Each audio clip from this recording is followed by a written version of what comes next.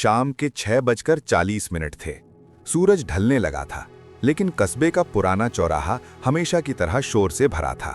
Auto वाले horn बजा रहे थे, सब्जी वालों की आवाज गूंज रही थी और चाय की दुकान पर रोज वाली भीड़ जमा थी।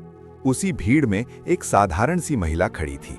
न कोई चमक दमक, न कोई सिक्योरिटी, न कोई ऐसा पहनावा जिससे कोई अंदाजा लगा सके कि वो कौन है। सफेद सादा सूट, बाल हल्के से खुले हुए, एक हाथ में पतली सी फाइल और दूसरे हाथ में मोबाइल। वो चुपचाप सब देख रही थी। उसकी नजर अचानक सामने खड़े एक आदमी पर टिक गई। दारोगा शेखावत, खाकी वर्दी, छाती फुली हुई और चेहरे पर ऐसा घमंड जैसे पूरा कानून उसकी जेब में पड़ा हो। वो एक दुकानदार के बिल्कुल पास खड़ा था। आवाज बहुत धीमी थी, लेकिन मतलब बहुत साफ। पिछले महीने का हिसाब अभी पूरा नहीं हुआ है। दुकानदार के हाथ कांप रहे थे, पसीना माथे से टपक रहा था। साहब, इस बार धंधा ठीक नहीं चला, थोड़ा वक्त दे दीजिए। दारोगा ने हल्की सी मुस्कान दी। वो मुस्कान कानून की नहीं थी, वो मुस्कान डर की थी। धंधा मेरा सिरदर्द नहीं है, हफ्ता टाइम पर चाहिए। आसपास खड़े लोग सब देख रहे थे। कोई बोलना चाहता था, लेकिन डर सबको चुकता रहा था। तभी वो महिला आगे बढ़ी, बहुत शांत कदमों से। न कोई जल्दी, न कोई घबराहट। उसकी आवाज न ऊंची थी, न चुनौती भरी, बस साफ और स्थिर। दारोगा जी, आप किस नियम के तहत ये कर रहे हैं? एक पल के लिए शोर जैसे रुक गया। दारोगा ने सिर घुमाया और पहली बार उस महिला को ध्यान से देखा। ऊपर से नीचे तक सादा कपड़े, कोई पहचान नहीं, कोई डर नहीं। उसके चेहरे पर हल्का सा तिरस्कार आ गया। तुम कौन होती हो बीच में बोलने वाली? ये सरकारी काम है, समझी? महिला ने कोई बहस नहीं की, बस एक कदम और आगे बढ़ी। सरकारी काम रिश्वत से नहीं चलता। बस इतना सुनते ही दारोगा का चेहरा बदल गया। घमंड गुस्से में बदल गया। बहुत समाज सेवा का शौक है, यहां वर्दी चलती है, कानून नहीं। उसने जानबूझकर आवाज ऊंची की ताकि भीड़ सुन सके। ज्यादा बोलोगी तो यहीं अंदर कर दूंगा, घर जाओ, समझी? भीड़ सन्न थी। कोई दुकानदार की तरफ देख रहा था, कोई महिला की तरफ। महिला ने एक पल के लिए सीधे दारोगा की आंखों में देखा। न गुस्सा, न डर, बस एक अजीब सा सुकून। फिर उसने बिना कुछ बोले मोबाइल ऑन किया। स्क्रीन पर रिकॉर्डिंग का लाल बटन चमका। दारोगा ने देखा और हंस दिया। रिकॉर्डिंग? ऐसी बहुत आई हैं हमें सिखाने। महिला ने कोई जवाब नहीं दिया। वो पलटी, धीरे धीरे भीड़ में चली गई, जैसे वो कभी आई ही नहीं थी। दारोगा ने दुकानदार की तरफ देखा। कल तक हिसाब चाहिए, और वर्दी को झटकता हुआ वहां से चला गया। चौराहे की आवाजें फिर शुरू हो गईं, लेकिन उस महिला के चेहरे की शांति किसी के दिमाग से नहीं गई। और दारोगा शेखावत ये नहीं जानता था, जिस औरत को उसने सादी समझकर अपमान किया है, वही उसकी पूरी वर्दी उतारने वाली है। अगली सुबह थाना परिसर में रोज जैसी हलचल थी।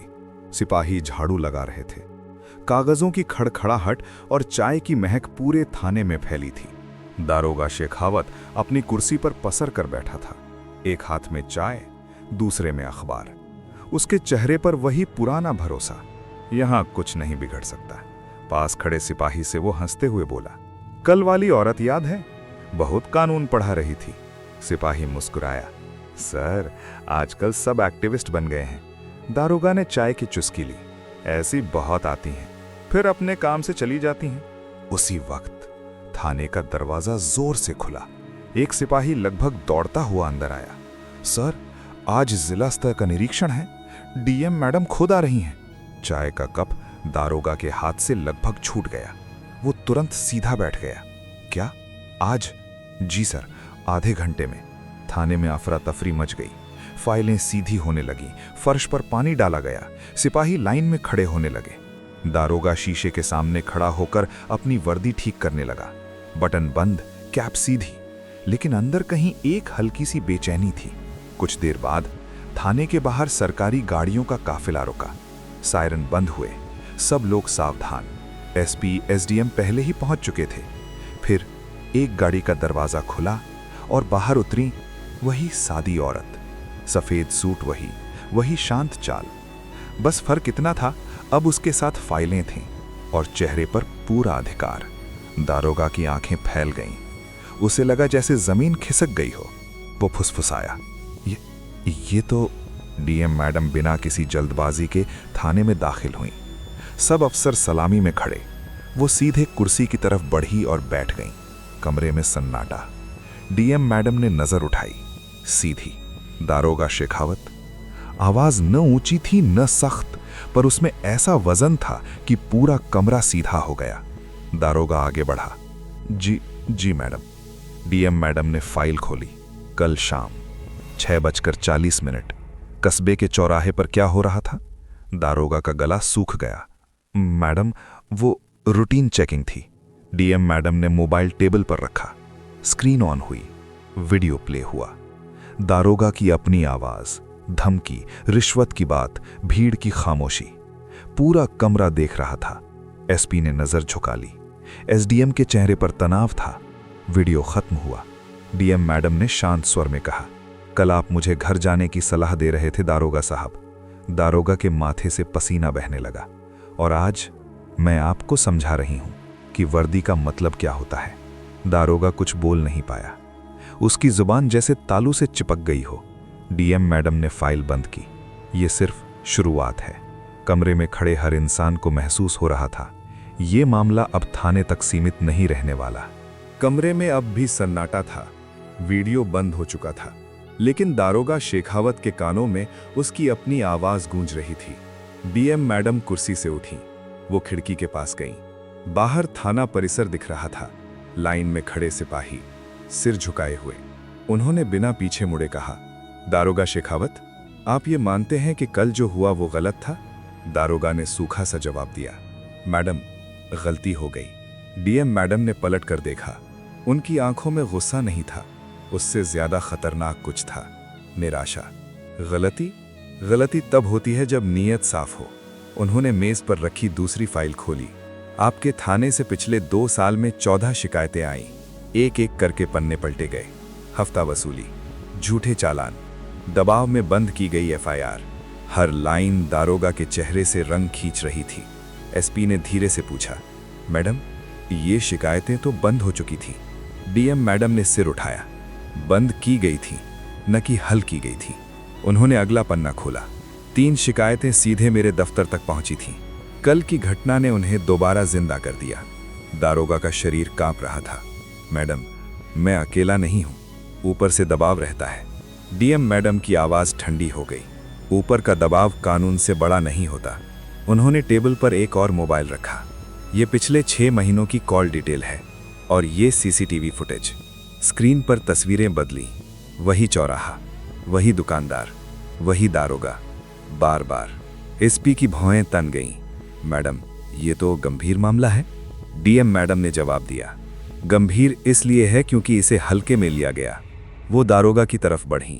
अब दोनों आमने सामने थे। कल आप मुझे एक आम औरत समझ रहे थे, आज मैं आपको एक आम सवाल पूछ रही हूं। कमरा जैसे सांस रोक कर सुन रहा था। अगर आपकी जगह वो दुकानदार आपकी बहन या पिता होते तो क्या आप वही करते? दारोगा की आंखें भर आईं। वो जवाब नहीं दे पाया। डीएम मैडम ने फाइल बंद की। जांच पूरी हो चुकी है। एसपी ने चौंक कर देखा। मैडम, क्योंकि सबूत पर्याप्त से ज्यादा हैं। दारोगा के पैरों तले जमीन खिसक चुकी थी। उसे अब साफ दिख रहा था, ये सिर्फ सस्पेंशन नहीं होगा, ये उदाहरण बनने वाला है। कमरे में घड़ी की टिक टिक साफ सुनाई दे रही थी। दारोगा शेखावत की नजर कभी फाइल पर, कभी डीएम मैडम के चेहरे पर जा रही थी। उसे अब यह एहसास हो चुका था, आज अगर सिस्टम ने फैसला ले लिया तो कोई फोन, कोई सिफारिश काम नहीं आने वाली। डीएम मैडम ने कुर्सी खींची और बैठ गईं। उन्होंने कागज उठाया, कलम खोली। पूरा कमरा खड़ा था। एसपी, एसडीएम और वो सिपाही जो रोज दारोगा से डरते थे। डीएम मैडम ने बोलना शुरू किया, कानून का सबसे बड़ा दुश्मन अपराधी नहीं होता। सब ध्यान से सुन रहे थे। सबसे बड़ा दुश्मन वो वर्दी होती है जो अपराध से समझौता कर ले। दारोगा का सिर झुक गया। डीएम मैडम ने आदेश पढ़ा, दारोगा शेखावत को तत्काल प्रभाव से सस्पेंड किया जाता है। कमरे में हलचल हुई। इसके साथ विजिलेंस जांच बैठाई जाती है और सभी लंबित शिकायतें दोबारा खोली जाएंगी। एसपी ने तुरंत कहा, यस मैडम। दारोगा की आंखों में पानी आ गया। वो धीरे से बोला, मैडम, मैंने बहुत गलतियां की हैं। डीएम मैडम ने पहली बार थोड़ी नरमी से देखा। गलती मान लेना शुरुआत हो सकती है, लेकिन सजा से बचने का कारण नहीं। दारोगा की वर्दी उतरवा ली गई। खाकी शर्ट अब ताकत नहीं लग रही थी, बस एक कपड़ा थी। बाहर थाना परिसर में लोग जमा हो चुके थे। खबर फैल चुकी थी। वही दुकानदार भी डरा डरा सा खड़ा था। डीएम मैडम बाहर आईं। दुकानदार ने हाथ जोड़ दिए। मैडम, आज पहली बार लगा कि कानून सच में हमारे साथ है। डीएम मैडम ने उसका हाथ नीचे किया। कानून हमेशा साथ होता है, बस हम डर के मारे उसका साथ छोड़ देते हैं। उन्होंने चारों तरफ देखा। सिपाही, आम लोग, सब चुप थे। याद रखिए, अगर कभी वर्दी गलत करे तो चुप रहना भी उसकी मदद करना होता है। डीएम मैडम गाड़ी की तरफ बढ़ीं। वही सादा सफेद सूट, न कोई रौब, न कोई दिखावा। गाड़ी चली गई। पीछे रह गया एक बदला हुआ थाना और एक टूटी हुई गलत परंपरा। सिस्टम आदमी से नहीं चलता, सिस्टम साहस से चलता है। और जब कोई सही समय पर खड़ा हो जाए तो सबसे भारी वर्दी भी हल्की पड़ जाती है।